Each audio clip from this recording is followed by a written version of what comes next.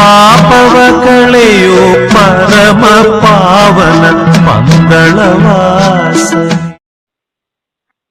ಹೇಳಿ ಸಂಶಯಂ ಗುರುಗಳ ಹೇಳಿ.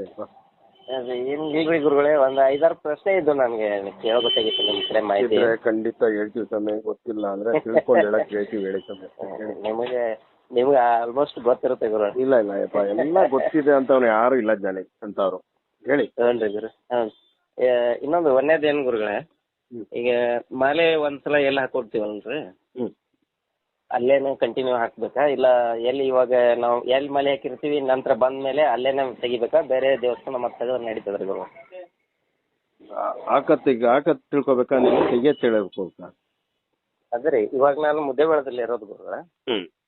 ಈ ಮುದ್ದೇಬೇಳದಲ್ಲಿ ಅಯ್ಯಪ್ಪ ಸ್ವಾಮಿ ಟೆಂಪಲ್ ಇದೆ. ಇಲ್ಲಿ ನಾನು ಮಾಲೆ ಹಾಕೊಂಡೆ ಅಂದ್ರ ನೆಕ್ಸ್ಟ್ ಈಗ ನಾನೇನೋ ಬೇರೆ ಊರಲ್ಲಿ ವ್ರತ ಮುಗಿಸಿ ಬಂದ ನಂತರ ಬೇರೆ ಊರಲ್ಲಿ ಎಲ್ಲಾರು ಇದ್ರೆ ಅಲ್ಲೇ ತಗೋಬಹುದಾ, ಮತ್ತೆ ಇಲ್ಲೇ ಬಂದ ತೆಗಿಬೇಕಂತ? ಮಾಲೆ ಧಾರಣೆ ಮಾಡ್ಲಿಕ್ಕೆ ನಿಮಗೆ ಏನು ಅಂದ್ರೆ ನಿಮ್ಮ ಕಾರ್ಯ ನಿಮಿತ್ತ, ಈಗ ನಿಮ್ಮ ಸ್ವಂತ ಎಲ್ಲಿ ಧರಿಸ್ತಾ ಇದ್ರೆ ಅಲ್ಲಿ ಆಗಲ್ಲ ಅಂದ್ರೆ ಧಾರಣೆ ಮಾಡಬಹುದು. ಹೌದು. ಮತ್ತೆ ಮಾಲೆ ವಿಸರ್ಜನೆ ಮಾಡ್ಲಿಕ್ಕೆ ಮಾತ್ರ ನೀವು ಎಲ್ಲಿ ದೀಪ ಹಚ್ಚಿ ಹೋಗಿರ್ತೀರಾ, ನಿಮ್ಮ ಮನೆಯಿಂದ ಹಚ್ಚಿ ದೀಪ ಹಚ್ಚಿ ಇರುಮುಡಿ ಕಟ್ಲಿಕ್ಕೆ ಹೋಗ್ತೀರಲ್ವಾ, ಆ ದೀಪ ನೋಡಿ ಪ್ರಸಾದ ಇಟ್ಟು ಪೂಜೆ ಮಾಡಿ ಆನಂತರ ದೊಡ್ಡವ್ರಿಗೆಲ್ಲ ನಮಸ್ಕಾರ ಮಾಡ್ಕೊಂಡೇ ಮಾಲೆ ವಿಸರ್ಜನೆ ಮಾಡೋದು. ಮಾರ್ಗ ಮಧ್ಯದಲ್ಲಿ ಎಲ್ಲೂ ಮಾಲೆ ವಿಸರ್ಜನೆ ಮಾಡಬಾರ್ದು. ಅದೇ ಇಲ್ರಿ, ನಾನು ಇವಾಗ ನೆಕ್ಸ್ಟ್ ಈಗ ಹಾಕೊಂಡ್ರೆ 3ನೇ ವರ್ಷ ಸ್ವಾಮಿಯವ್ರೆ. ನಾವು 2 ವರ್ಷ ಕಂಪ್ಲೀಟ್ ಆಯ್ತು. 41 ದಿವಸ ವ್ರತ ಮಾಡಿನ ಹೋಗಿದ್ದೀವಿ ತಾವು ಹೇಳದಂಗೆ. ಅದಕ್ಕೆ ಮತ್ತೆ ಇನ್ನೊಂದ್ರಿ ಗುರು, ಈಗ ನಾನು ಗುರುಸ್ವಾಮಿಯರು ಈಗ ಒಬ್ರ ಕಡೆ ಹಾಕ್ಸ್ಕೊಂಡ ಅವ್ರ ಕಡೆಯಿಂದಾನೆ ಕಂಟಿನ್ಯೂ ಹಾಕ್ಬೇಕಾ, ಇಲ್ಲ ಸ್ವಾಮಿಗಳ ಚೇಂಜ್ ಮಾಡಿದ್ರೆ ನಡೀತಾರೆ? ನಿಮಗೆ ಗುರುಸ್ವಾಮಿಗಳಂತ ಒಬ್ರು ಇರ್ತಾರೆ ಸ್ವಾಮಿ. ನೀವು ಚೇಂಜ್ ಮಾಡ್ಲಿಕ್ಕೆ ಕಾರಣ ಏನು? ಅಂದ್ರೆ ಇಲ್ಲಿ ನಮ್ಮ ಮುದ್ದೇಬೇಳದಲ್ಲಿ ಅಂದ್ರೆ ಹುಬ್ಳಿಲಿ ಮೋಹನ್ ಗುರುಸ್ವಾಮಿ ಅಂತಿದಾರಲ್ರಿ. ಹೌದು. ಅಂದ್ರೆ ಇವಾಗ ನಮ್ಮ ಫ್ರೆಂಡ್ಸ್ ಅವರೆಲ್ಲ ಆಲ್ಮೋಸ್ಟ್ ಒಂದಿಷ್ಟು ಅಲ್ಲೇ ನಾವು ಹಾಕ್ಸ್ಕೊಂಡ್ರೆ ಬಾ ಅಂತ ಅಂದ್ರೆ ಅವ್ರು ನನಗೆ ಅಲ್ಲೇ ಹಾಕೊಂಬರೋಣ ಅಂತಂದ್ರೆ ಇಲ್ಲೇ ಅದಕ್ಕೆ ನಾನು ನಿಮಗೆ ಕೇಳಾಕತ್ತೆ ಬರ್ತದ. ಸ್ನೇಹಿತರಿಗೋಸ್ಕರ ವ್ರತ ಆಚರಿಸೋದಲ್ಲ, ನಿಮ್ಮ ಹೇಳಿಕೆ ಅಲ್ಲ. ನಾನು ಹೇಳ್ಬಿಡ್ತೇನೆ, ಸ್ನೇಹಿತರು ಕರೆದ್ರು ಅಲ್ಲಿ ಹೋಗೋದು ಅಥವಾ ಸ್ನೇಹಿತರು ಬೇರೆ ಕಡೆ ಮಾಲಾಧಾರಣೆ ಮಾಡ್ಕೊಳ್ಳೋದು ಅಷ್ಟೇ ಗುರುಗಳ. ಈಗ ನಾನು 2 ವರ್ಷದಿಂದ ಮುದ್ದೇಬೇಳದಲ್ಲೇನು ಮಾಲಾಧಾರಣೆ ಮಾಡಿದ್ದೇನೆ. ಅದು ನಿಮಗೆ ಬಿಟ್ಟ ವಿಚಾರ. ನಿಮ್ಮ ಗುರುಸ್ವಾಮಿಗಳ ಕೈಯಲ್ಲೇ ಹಾಕ್ಸ್ಕೋಬೇಕು, ನಿಮ್ ಗುರುಗಳ ಮುಖಾಂತರನೇ ಹಾಕ್ಸ್ಕೋಬೇಕು ಅಂತ ಇದ್ರೆ ನೀವೆಲ್ಲ ಹಾಕ್ಸ್ಕೊಂಡು ಬಂದು ನೀವು ವ್ರತ ಇಲ್ಲ ಮಾಡಬಹುದು. ಇಲ್ಲ ನನಗೆ ಪರಿಸ್ಥಿತಿ ಅಲ್ಲಿ ಹೋಗ್ಲಿಕ್ಕೆ ಆಗಲ್ಲ ಅಂದಾಗ ನೀವು ಅವ್ರ ಅನುಮತಿ ತಗೊಂಡು ನೀವು ಇರೋ ಕಡೆ ಹಾಕ್ಸ್ಕೋಬೇಕು. ಸರಿ ಗುರುಗಳೇ, ಅರ್ಥ ಆಯ್ತು. ನೆಕ್ಸ್ಟ್ ಹರಿವರಾಸನ ಈಗ ನಾವು ರೂಮಲ್ಲಿ ಸನ್ನಿಧಿ ಮಾಡ್ಕೊಂಡಿದ್ದೇವೆ, ಒಂದ್ 8-10 ಜನ ಸೇರಿ ಮಾಡ್ಕೋತೀವಿ ಸ್ವಾಮಿಗಳು ಎಲ್ಲ ಸೇರಿ ರೂಮ್ನಲ್ಲಿ. ಈಗ ನಮ್ಗೆ ಅಲ್ಲಿ ನಾವು ಸನ್ನಿಧಿ ಗುಡಿಗಿದ್ರು ಸ್ವಲ್ಪ ದೂರ ಆಗುತ್ತೆ, ಮತ್ತೆ ಅಲ್ಲಿ ವ್ಯವಸ್ಥೆ ಸಂಬಂಧ ನಾವು ರೂಮ್ನಲ್ಲೇ ಮಾಡ್ಕೋಬೇಕಂತ ವಿಚಾರ ಮಾಡಿದ್ದೀವಿ. ಒಂದ್ 8-10 ಜನ ನಾವೆಲ್ಲ ಸ್ವಾಮಿಗಳು ಸೇರಿ ಅಲ್ಲೇ ಮತ್ತೆ ಈ ಸನ್ನಿಧಿ ಫೋಟೋ ಅದು ಇಟ್ಟು ಸನ್ನಿಧಿ ಮಾಡಿರ್ತೀವಲ್ರಿ, ಅದಕ್ಕೆ ಪೂರ್ಣ ಕಲಶ ಇಟ್ಟಿರ್ತೀವಲ್ರಿ ಗುರುಗಳ, ಅದನ್ನ ಹೆಂಗ್ ಚೇಂಜ್ ಒಂದ್ಸಲ ನಾವು ಸ್ಥಾಪನೆ ಮಾಡಾಗ ಏನ್ ಮಾಡ್ತೀವಿ ಬಂದ ನಂತರ ಮಾಡ್ಬೇಕೇನು ವೀಕ್ಲಿ ಚೇಂಜ್ ಮಾಡ್ಬೇಕ್ರಿ? ಕಾಯಿ ನೀರು ಅವೆಲ್ಲ ಕಳಶ ನಿಮ್ಮ ಪದ್ಧತಿ ಹೇಗಿದೆ? ಅದು ಎಷ್ಟು ದಿನಕ್ಕೆ ಇಡ್ತಾ ಇದ್ರಿ, ಎಷ್ಟು ದಿನಕ್ಕೆ ಚೇಂಜ್ ಮಾಡ್ತಾ ಇದ್ರಿ? ಅಂದ್ರೆ ಹೋದ್ ಸಲ 2 ವರ್ಷ ಏನ್ ಮಾಡಿದವ್ರುಗಳ ಶನಿವಾರಕ್ಕೊಂದ್ಸಲ ಕಳಸದ ನೀರ್ ತೆಗೆದು ಕಳಸ ತೆಗೆದು ನೀರ್ ಹೊಸ ನೀರ್ ಹಾಕಿ ವಿಳೆದೆಲೆ ಅವೆಲ್ಲ ಇಟ್ಟು ಮತ್ತೆ ಹೂವ ಎಲ್ಲ ಹಾಕಿ ಪೂಜೆ ಮಾಡ್ತೀವಿ. ನೀವು 48 ದಿನಗಳ ಕಾಲ ವಿಳೆದೆಲೆ ಇಟ್ರೆ ವಿಳೆದೆಲೆನೋ ಒಣಗುತ್ತೆ ಸ್ವಾಮಿ. ಅದೇ ಒಣಗುತ್ತೆ ಅನ್ನೋ ಉದ್ದೇಶ ವೀಕ್ಲಿ ಚೇಂಜ್ ಮಾಡ್ತಾ ಇದ್ದೀವಿ ಗುರುಗಳ.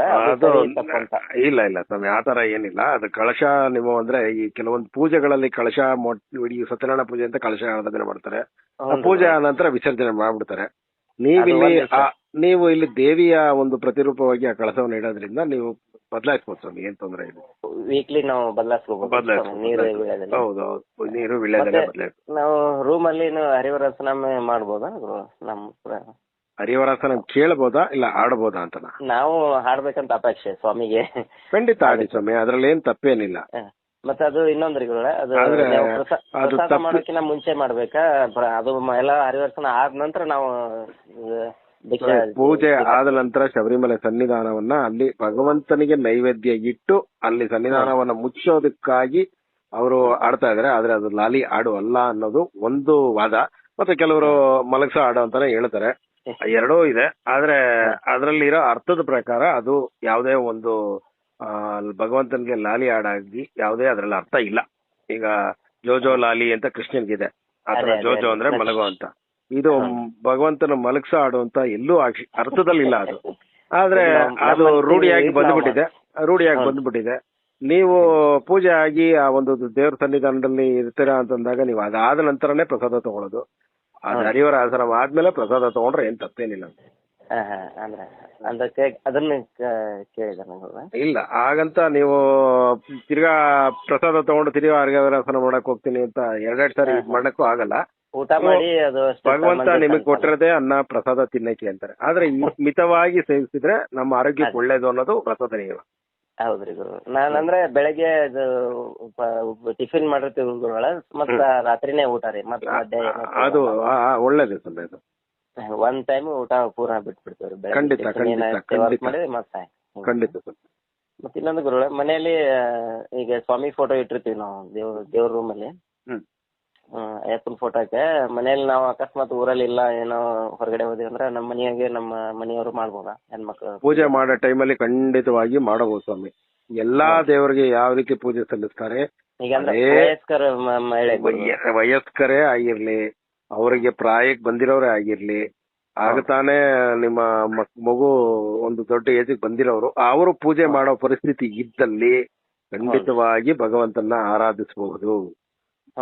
ಜಾಲಲ್ಲಿ ಅಯ್ಯಪ್ಪ ಸ್ವಾಮಿ ದೇವಸ್ಥಾನಕ್ಕೆ ಹೋಗ್ಬೋದು, ಮುದ್ದಹಳ್ಳಿ ಅಯ್ಯಪ್ಪ ಸ್ವಾಮಿ ದೇವಸ್ಥಾನಕ್ಕೆ ಎಲ್ಲರೂ ಹೋಗ್ಬೋದು. ಅವರು ಶಬರಿಮಲೆಗೆ ಮಾತ್ರ ಯಾಕೆ ಅಂದ್ರೆ ಅಲ್ಲಿನ ಒಂದು ವರ್ತಮಾನ, ಒಂದು ಪರಿಸರ ಅವ್ರಿಗೆ ಒಗ್ಗಲ್ಲ, ಅದರಿಂದ ಬೇರೆ ತೊಂದರೆಗಳಾಗುತ್ತೆ ಅನ್ನೋ ಒಂದು ಕಾರಣ. ಅದು ಕಾಡಲ್ಲಿ ಹೋಗ್ತಾ ಇದ್ದಿದ್ದು ಅಂತ ಕಾರಣ ಸ್ವಾಮಿ, ಇನ್ನೇನಿಲ್ಲ.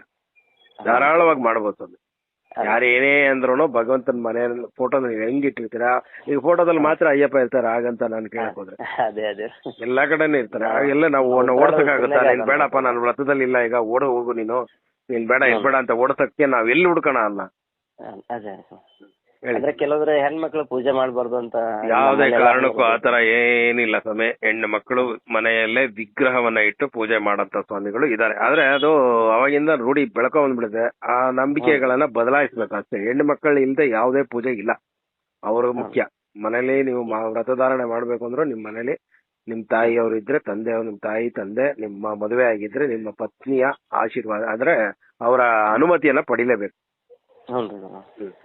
ಈಗ ಇನ್ನೊಂದ್ರಿ ನಾವೊಂದು ಈಗ ಅದು ಇದ್ರದ್ರಿ ಬ್ರಾಸ್ ಪಡಿ ಬರ್ತದಲ್ರಿ ಗುರುನ, ಮನೇಲಿ ಪೂಜೆಗೆ ನಾವು ವರ್ಷಕ್ಕೊಂದ್ಸಲ ಮತ್ತೆ ಮನೇಲಿ ಇದು ಮಾಡ್ತೀವಿ, ಮಹಾಪೂಜೆ ಟೈಪ್. ಅದಕ್ಕೆ ನಮ್ಗೆ ಬ್ರಾಸ್ ಪಡಿದು ಬಂದೈತೆ. ಅದು ಪಡಿ ನಾವು ಖರೀದಿ ಮಾಡಿ ಮನೇಲಿ ಇಟ್ಕೋಬಹುದ್ರಿ ವರ್ಷಕ್ಕೊಂದ್ಸಲ ಪೂಜೆಗೆ? ವರ್ಷಕ್ಕೊಂದ್ಸರಿ ಪೂಜೆ ಮಾಡ್ಬೋದು, ಆದ್ರೆ ಒಂದೇ ಸಾರಿ ಮಾಡ್ತೀರಾ ನೀವು ಪೂಜೆ, ಅದಕ್ಕೋಸ್ಕರ ಯಾಕೆ ಖರೀದಿ ಮಾಡ್ತೀರಾ ಅಂತ ನಿಮ್ಮ ಅಂದ್ರೆ ಮನೆಯಲ್ಲಿ ಮಾಲೆ ಹಾಕೊಂಡಾಗ ಮಾತ್ರ ಮನ್ಯಾಗ ವಿಶೇಷ ಪೂಜೆ ಇಟ್ಕೊಂಡಿರ್ತೀವಿ. ಅದೇ ಒಂದೇ ದಿನ ತಾನೇ ವಿಶೇಷ ಪೂಜೆ ನಿಮ್ದು? ಹ್ಞೂನ್ರಿ ಗುರು. ಅವಾಗ ಯಾರ ಹತ್ರ ಸನ್ನಿಧಾನದಲ್ಲಿ ಇರುತ್ತೆ ಎಲ್ಲಾ ಭಗವಂತನ ನಮ್ದೇ ಆಗ್ಬೇಕು ಅಂತ ಏನಿಲ್ಲ ಸಭೆ. ಅಂದ್ರೆ ನಮ್ಮಲ್ಲಿ ಅವೈಲೇಬಲ್ ಇಲ್ರಿ ಗುರುಗಳ. ಅಲ್ಲಲ್ಲ, ಯಾರ ಹತ್ರ ಆದ್ರೂ ಇದ್ರೆ ಈಸ್ಕೊಳ್ಳಿ, ಇಲ್ಲಾಂದ್ರೆ ನೀವು ಖರೀದಿ ಮಾಡ್ತೀನಿ, ನಿಮ್ಗೆ ಆ ಶಕ್ತಿ ಇದೆ ಅಂದ್ರೆ ನೀವು ಅದ್ರಲ್ಲಿ ಏನ್ ತಪ್ಪಿಲ್ಲ.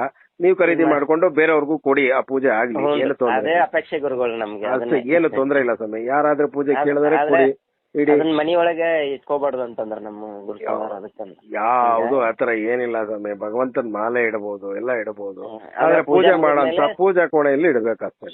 ಅಂದ್ರೆ ಅದನ್ನ ಪ್ಯಾಕ್ ಮಾಡಿ ವರ್ಷತನ ಮತ್ ಮೇಲ್ಗಡೆ ಸಜ್ಜ. ನೀವು ಬೇರೆ ಟೈಮಲ್ಲಿ ಯಾವಾಗಾದ್ರೂ ಪೂಜೆ ಅಯ್ಯಪ್ಪನ್ ಮಾಡ್ತೀನಿ ಅಂದ್ರು ಅವಾಗಾದ್ರೂ ಮಾಡ್ಕೋಬಹುದು ಸ್ವಾಮಿ, ಯಾವಾಗೂ ಇಡಬಹುದು. ಪಡಿ ಪೂಜೆ ಅನ್ನೋದು ನಮ್ಮ ಸಮಾಧಾನಕ್ಕೆ, ಆ ಭಗವಂತನಿಗೆ ಪಡಿ ಪೂಜೆ ಮಾಡ್ಲಿಕ್ಕೆ ನಾವ್ ಯಾರು ಹೇಳಿ, ಎಲ್ಲ ನಮ್ಮ ಆನಂದ.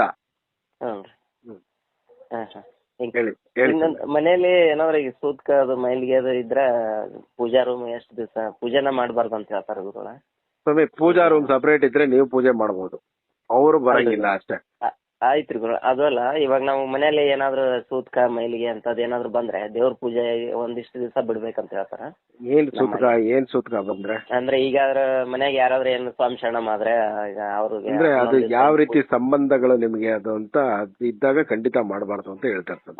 ರಕ್ತ ಸಂಬಂಧದಲ್ಲಿ ಈಗ ರಕ್ತ ಸಂಬಂಧಗಳಂದ್ರೆ ನಿಮಗೆ ಅದು 11 ದಿವಸ ಇದು ಸೂತ್ಕ ಬರುತ್ತೆ ಅಂದ್ರೆ ಖಂಡಿತ ಮಾಡಬೇಕು. ಆಗ ಮಾಲೆ ವಿಸರ್ಜನೆ ಮಾಡೋ ಅಂತ ಪರಿಸ್ಥಿತಿ ಬಂದ್ರೆ ಅಲ್ರಿ ಗುರು. ಈಗ ಕ್ಯಾಶುವಲ್ ಆಗಿ ಈಗ ಡೈಲಿ ಮನೆಯಲ್ಲಿ ಅಯ್ಯಪ್ಪ ಫೋಟೋ ಇಟ್ಟಿದೀವಲ್ರಿ ಪೂಜಾ ರೂಮಲ್ಲಿ, ದಿನ ಬೆಳಗ್ಗೆನ ಪೂಜೆ ಮಾಡ್ತೀವಿ ಆಸ್ ಇಟ್ ಇಸ್, ಮಾಲೆ ಹಾಕ್ಲಾರ ಮಾಡಿ. ಆ ಟೈಮ್ ನಲ್ಲಿ ಏನಾದ್ರು ನಮ್ಮ ರಕ್ತ ಸಂಬಂಧ ಏನಾದ್ರು ಹೆಚ್ಚು ಕಡಿಮೆ ಆದ್ರೆ ಯಾವ ದೇವ್ರ ಪೂಜೆನೂ ಮಾಡಲ್ವಲ್ಲ ನೀವು? ಅಂದ್ರೆ ಒಟ್ಟು ದೀಪಾನು ಹಚ್ಚಂಗಿಲ್ಲ ಅಂತಲ್ರಿ? ಅಲ್ಲ, ಆಗ ಏನು ಮಾಡಂಗಿಲ್ವಲ್ಲ. ಆಚಾರ ವಿಚಾರ ಆಗಿದೆ ಅಂದಾಗ ಭಗವಂತಂದು ಏನು ಮಾಡಕ್ಕಾಗಲ್ಲ. ನೀವು ನಾಮಸ್ಮರಣೆ ಮನ್ಸಲ್ಲೇ ಮಾಡ್ಕೊಳ್ಳಿ, ಅದು ಅವ್ನಿಗೆ ತಲುಪುತ್ತೆ. ಅಷ್ಟೇ. ಅಂದ್ರೆ ಪೂಜೆನೂ ಇಲ್ಲ ಅದಕ್ಕ ದೀಪಾನು ಹಚ್ಚಂಗಿಲ್ಲನ್ರಿ ಗುರುಗಳ? ಸುಮ್ಮನೆ ಪೂಜೆ ನೀವು ಎಲ್ಲಾ ದೇವ್ರಿಗೆ ಹೇಗ್ ಮಾಡ್ತೀರಾ ಅಷ್ಟೇನೆ. ಆ ಭಗವಂತನಿಗೆ ಏನು ವಿಶೇಷವಾಗಿ ಮಾಡ್ಬೇಕು ಅಂತ ಏನಿಲ್ಲ. ಹ್ಮ್. ಅವನು ಕರುಣಾಮಯಿ ಇದ್ದಾನೆ, ನೀವ್ ಹೆಂಗೆ ಬೇಕಾದ್ರೂ ಪೂಜೆ ಮಾಡಿದ್ರು ಸ್ವೀಕರಿಸ್ತಾನೆ. ಅದೇ ಇನ್ನೊಂದು ಗುರುಗಳೇ, ಈಗ ಪಡಿ ಪೂಜೆ ಮಾಡುವಾಗ ಕರ್ಪೂರನೇ ಹಚ್ಬೇಕನ್ರಿ ಗುರುಗಳೇ 18 ಮೆಟ್ಲಿಗೆ? ಏನೋ ಇಲ್ಲ ತುಪ್ಪದ ದೀಪ ಅದು ಬೆಳಗಿಸಿದ್ರೆ ನಡೀತಾ? ದೀಪ ಬೆಳಗಿದ್ರೆ ಆಗತ್ತೆ ಸ್ವಾಮಿ. ಕರ್ಪೂರ ಅದು ಬೆಳಗೋದು ನಿಮ್ಮ ವಾತಾವರಣಕ್ಕೆ ಹೇಗಿದೆ, ಮನಸ್ಸಲ್ಲಿ ಆರೋಗ್ಯಕ್ಕೆ ಯಾರಿಗೂ ಆಗಲ್ಲ ಕರ್ಪೂರದ ಹೊಗೆ ಕುಡಿದ್ರೆ.